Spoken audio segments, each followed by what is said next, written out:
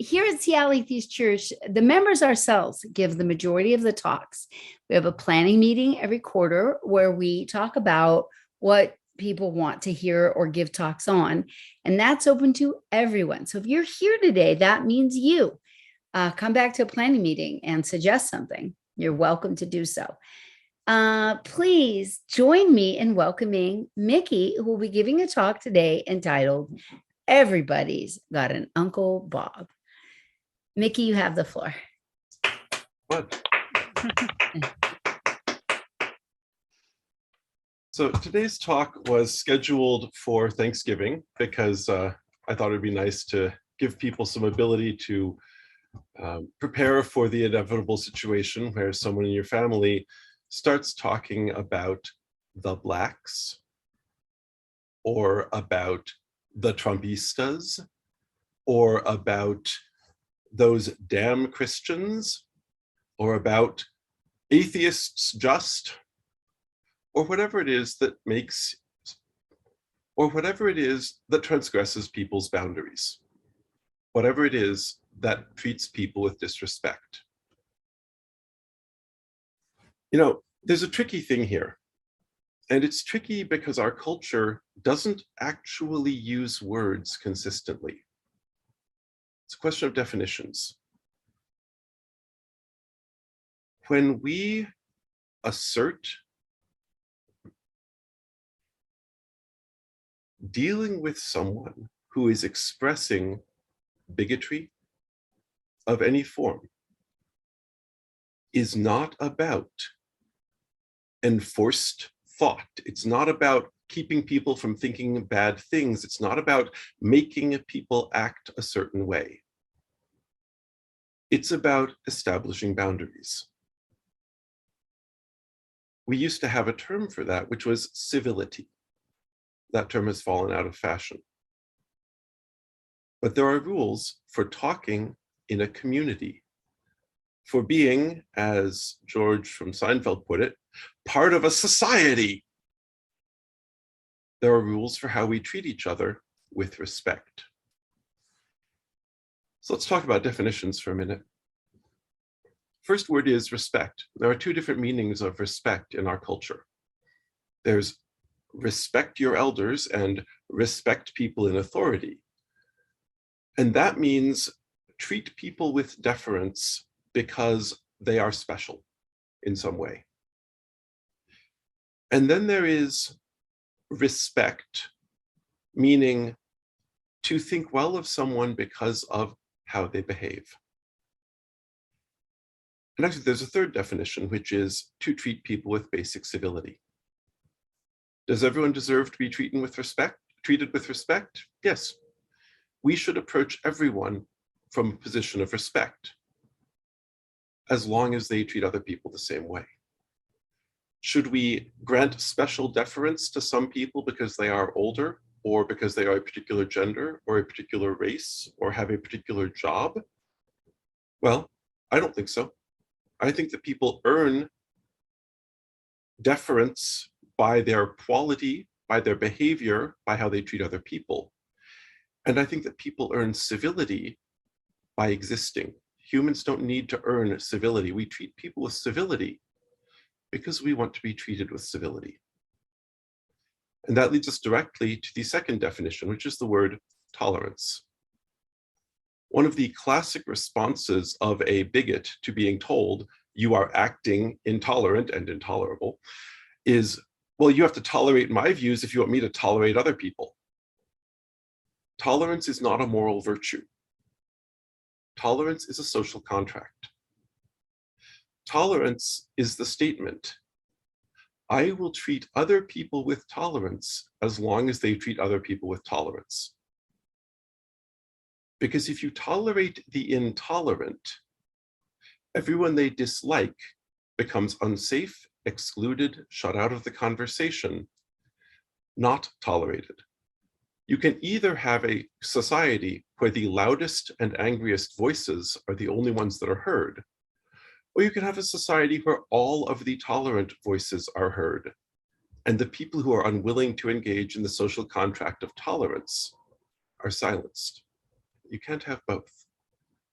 Because if you give intolerant people a voice, they will insist that it is the only voice. That's what intolerance is silencing other people or even erasing their existence because you don't like them. Given a choice between the only voices being intolerant ones and the only voices being people who are willing to treat other people with respect, I prefer the latter. So I will treat someone with respect as long as they abide by the social contract of tolerance. Beyond that, I'll treat them with respect only if it is useful in protecting the other people who have agreed to the social contract of tolerance. It reminds me of something I read about a browser plugin that replaces the words political correctness with treating people with respect. And you get really beautiful headlines from right-wing news sources like, using the pronouns people want you to use is just a matter of treating people with respect. And I don't see why we should have to change the word we use to talk about political minorities when that's just a matter of treating people with respect. Because political correctness, the phrase political correctness, has become a way of talking about treating people with respect disrespectfully. Political correctness is about treating people with respect.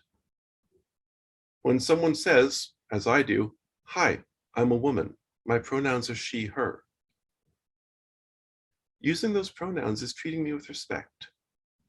Going, "No, you're a man. He, listen to what he said."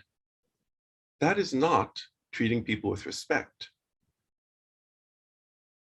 And you can say it's just words. Sticks and stones may break my bones, but words will never hurt me. I prefer the variant of that says, sticks and stones may break my bones, but words can make me think I deserve it. The words people use are actions. Speech is an action.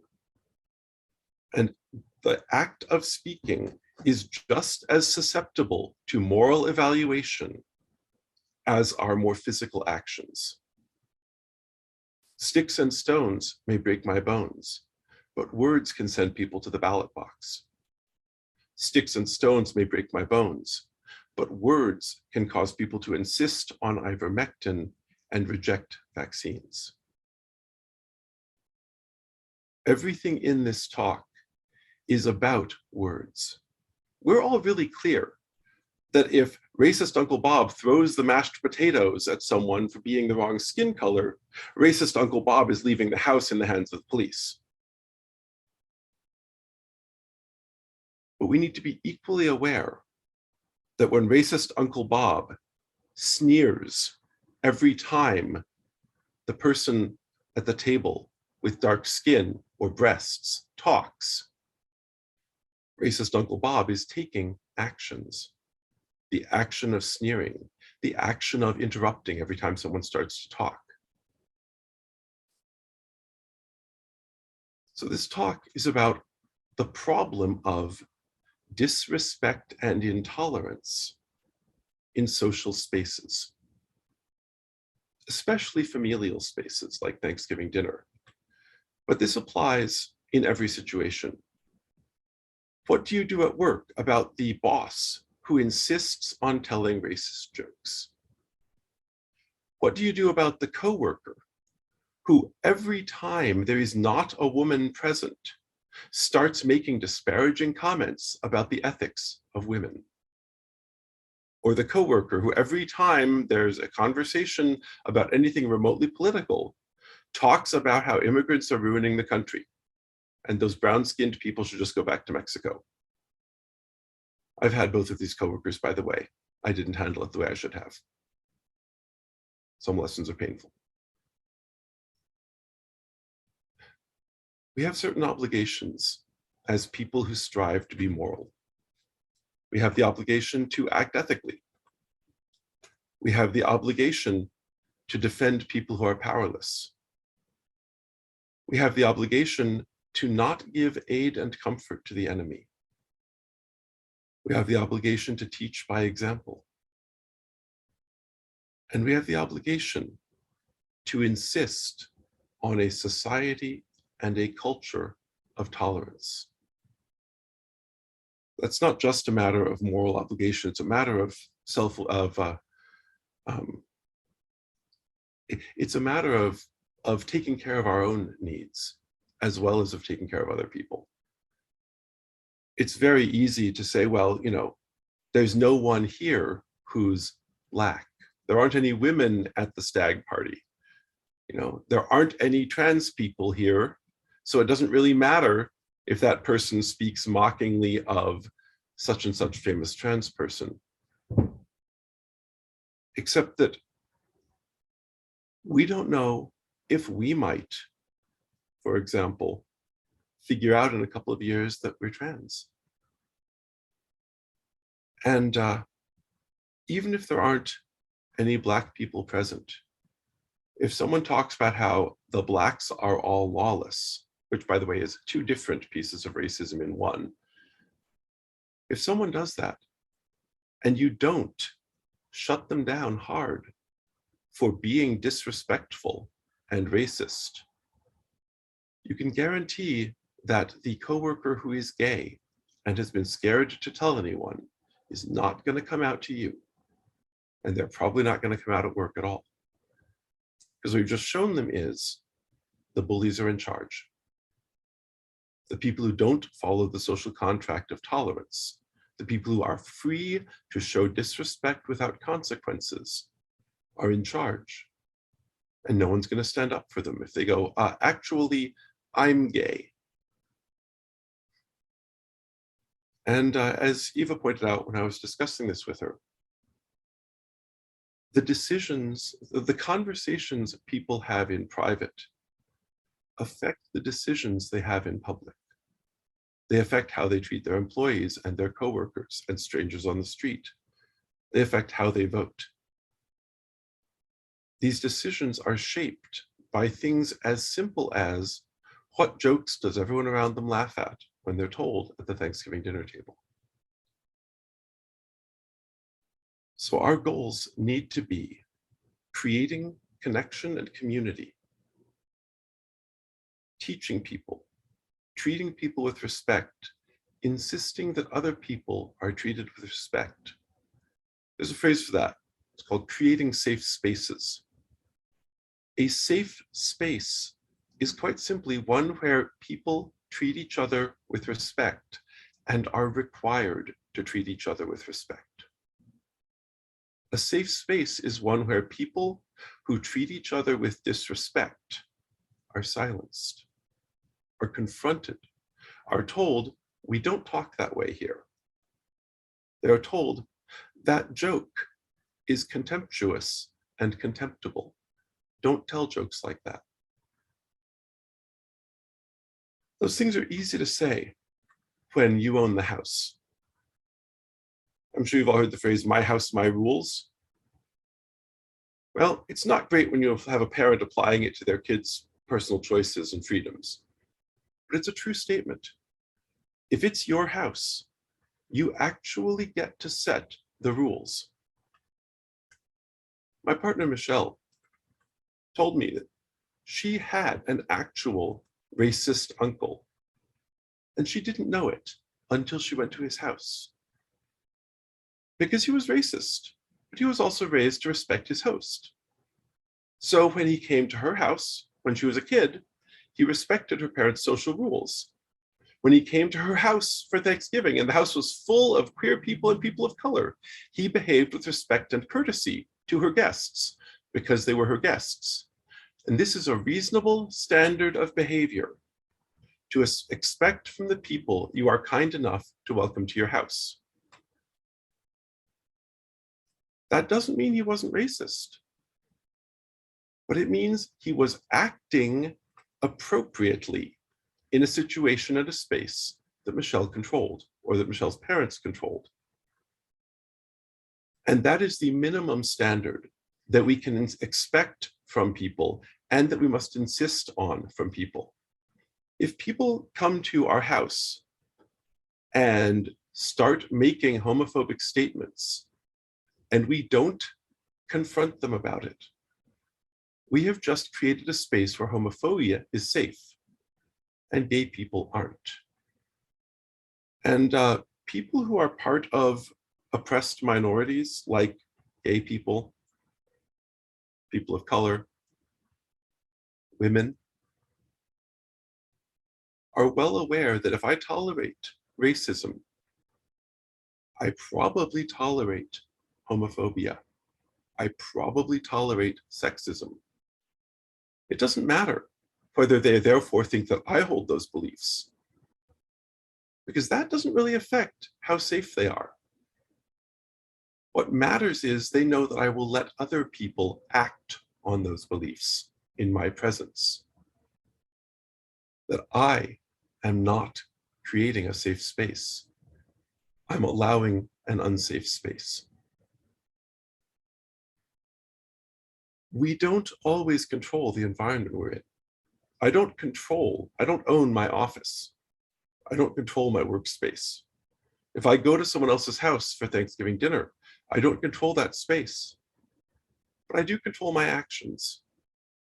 I cannot make the space around me safe if I don't own that space, if I don't control that space. But I can make the space around me a place where bigotry and intolerance are always challenged, no matter what level of control I have over that space. And in the worst case, where the people who do control that space say, stop causing trouble, I can leave.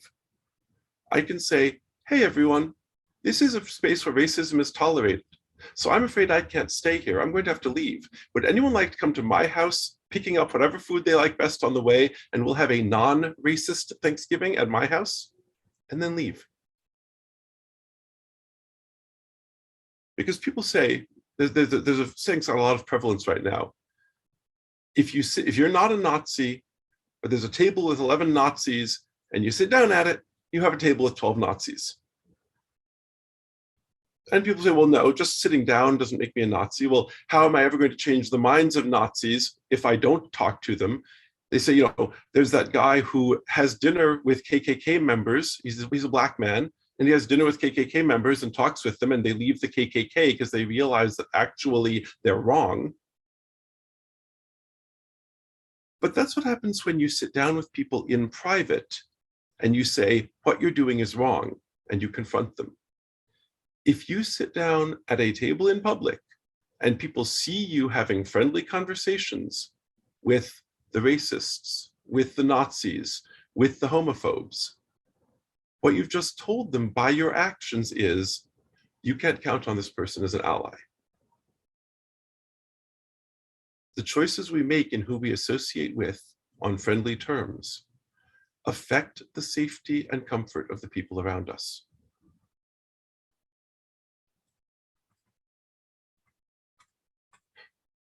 So what can we do if we don't control the space to make that space civil, to insist on civility and tolerance?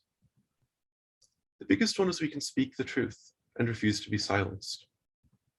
If someone tells a racist joke, very often you'll see nervous laughter, a few people laughing, that's funny, a lot of people going, and a lot of people looking uncomfortable.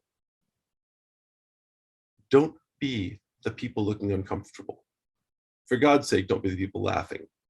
Don't be the people looking uncomfortable. Be the people going, wow, that joke was really racist, and I don't think that's appropriate. I don't think you should have told that joke, and I don't think you should tell any more. There's a cost to that. That is not a free choice. That is an expensive choice. People will say to you, God, don't you have a sense of humor? Why are you feminists always so strident? Stop causing trouble. Can't you just let things be and not cause all this conflict? People will say those things. No one ever said that ethical behavior was free. No one ever said it was easy to do the right thing. It's not a lot of the time. But you have a choice. You can do the hard thing and reduce the number of racist jokes that people have to hear. Or you can do the easy thing and contribute to a space of disrespect and intolerance. One person sitting at a table making a racist joke, that's a problem. One person sitting at a table and making a racist joke, and the other 11 people at the table looking uncomfortable and not saying anything, is a bigger problem, because now there are 12 people agreeing this is an environment where we don't confront racists. But we have another goal. We have the goal of community. We have the goal of not kicking people out without cause. We have the goal of changing hearts and minds. We have the goal of not ever having racist jokes told at our house in the first place. We have the goal of helping people learn and change and grow. At least I assume we have those goals, because those are the goals that actually create a society of tolerance and community. So what can we do? If last Thanksgiving, Uncle Bob told 3 racist jokes, and the Thanksgiving before that, Uncle Bob went on a 5-minute tirade about, the gays. Well, one thing we can do is we can be proactive. Do the hard work ahead of time. If you can't call Uncle Bob up the week before Thanksgiving to talk to him about unconscious racism and institutional racism, you are not going to be comfortable calling him on it when he starts saying all lives matter in front of the whole family at Thanksgiving dinner. It's not comfortable to call Uncle Bob up and say, hey, Uncle Bob, we need to talk about racism before Thanksgiving dinner. It is not easy, but it actually is easier than standing up at Thanksgiving dinner and going, Uncle Bob, you need to stop saying racist things or you need to leave my house.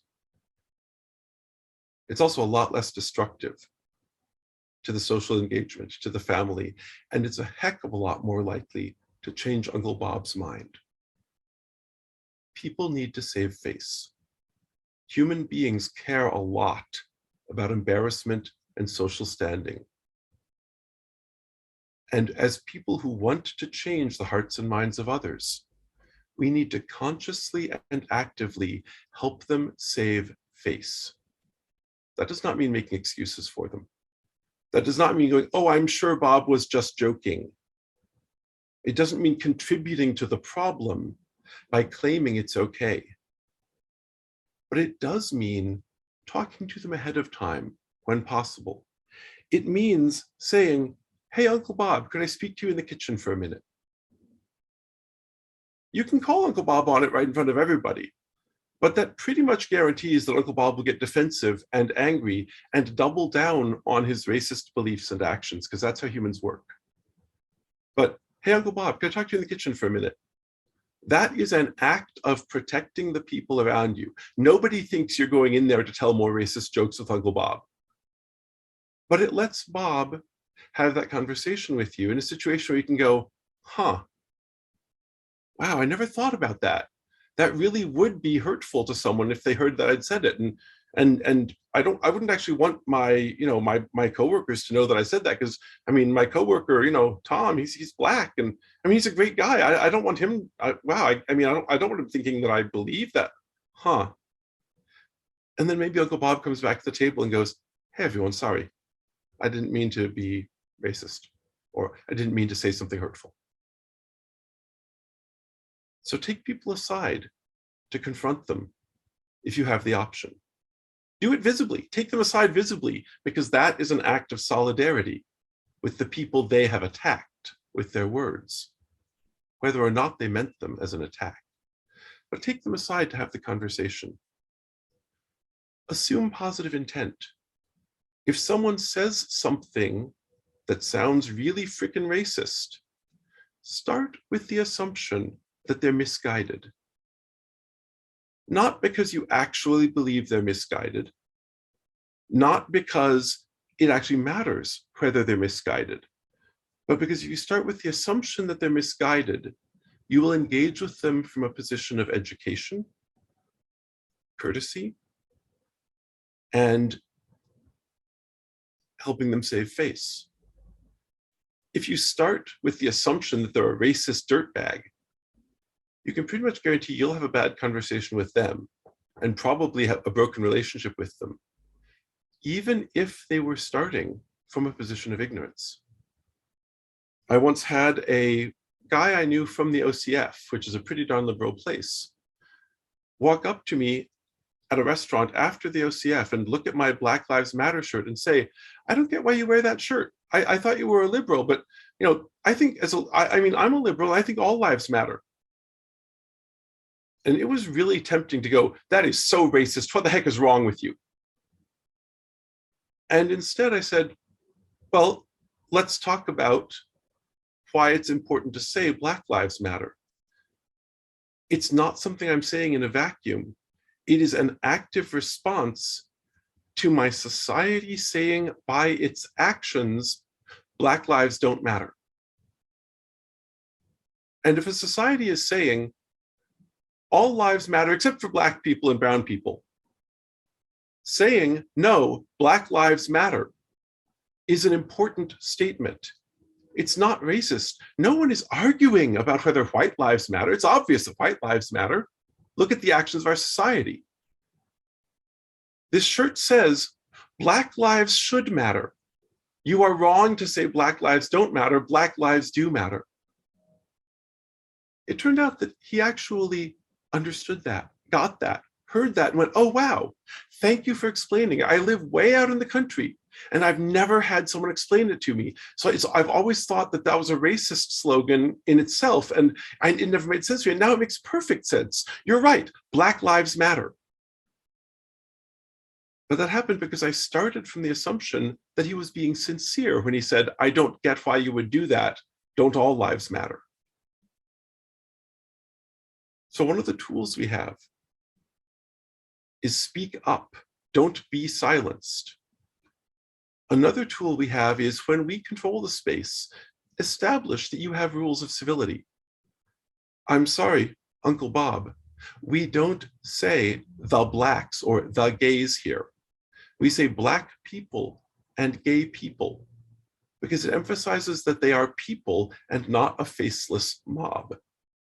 And by the way, while we're on the topic, to say Black people X or gay people Y is itself bigotry.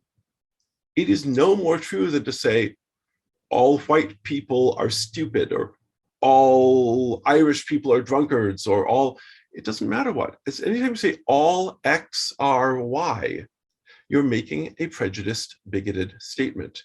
And we don't make those statements here, Uncle Bob. Now that may lead to a conversation between you and Uncle Bob about why it matters to make statements, not to whether you make statements like that or not. Uncle Bob might say, well, there aren't any Black people here. Well, that's true, Uncle Bob, but Cousin Susan just started dating a Black guy. How do you think she's going to feel about not being able to tell him what was said at Thanksgiving dinner? Or having to tell him, going, God, I can't go back to Thanksgiving dinner. My Uncle Bob said all this racist stuff and everyone sort of nodded along. Hey, Uncle Bob, I know there aren't any Black people here, but when you make a statement like that about Black people, people are going to assume you're going to make statements like that about gay people. And, what if one of the cousins is gay and was thinking about telling us at Thanksgiving dinner? Now they know it's not safe because you might sneer or you might say, that's disgusting. Whereas, I told you, hey, Uncle Bob, we don't talk that way here about race.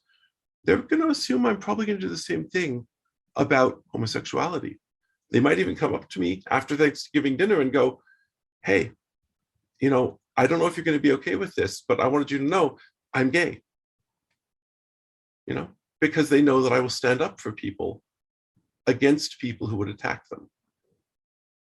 But if you have that conversation with Uncle Bob at the Thanksgiving dinner table, Uncle Bob's going, I'm not a racist. One of my best friends at work, Tom, he's Black. You can't call me a racist. So have it in the kitchen. Say to Uncle Bob, hey, how do you think Tom would feel if he were here, if you'd invited him along to Thanksgiving dinner and then you told that joke? Would you be comfortable telling that joke in front of Tom? Oh, Tom tells racial jokes too? Why? Why do you think he does that?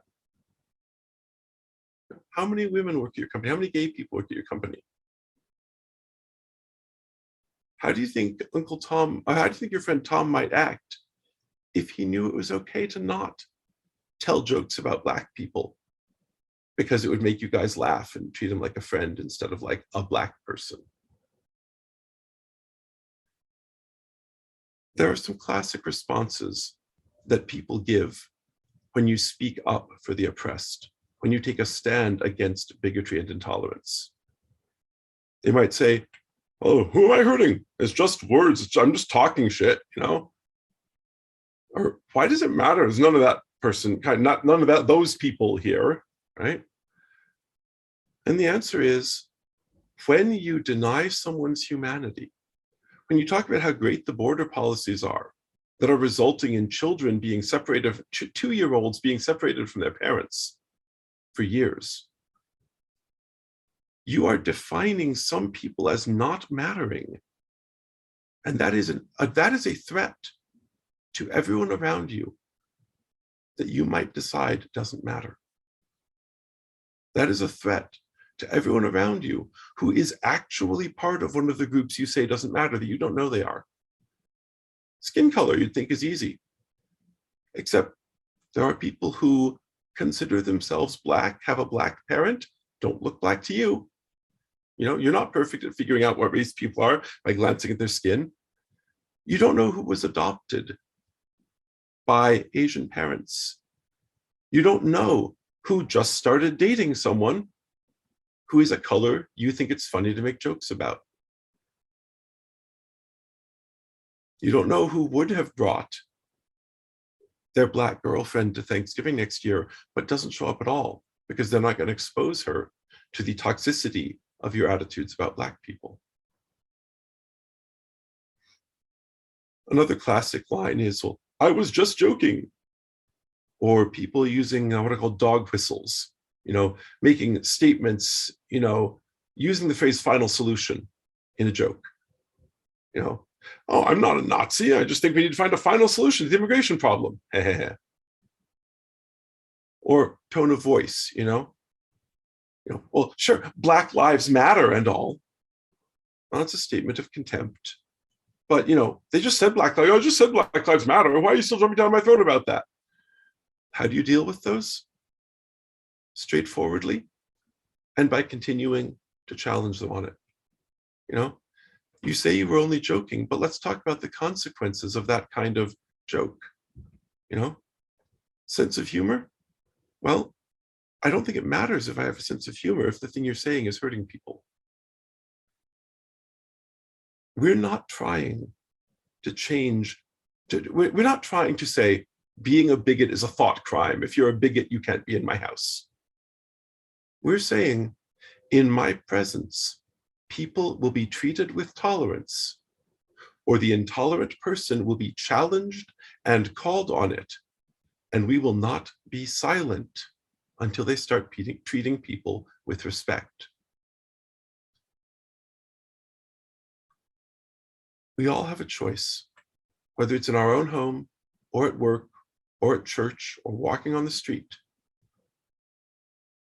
It is possible to create a space around us.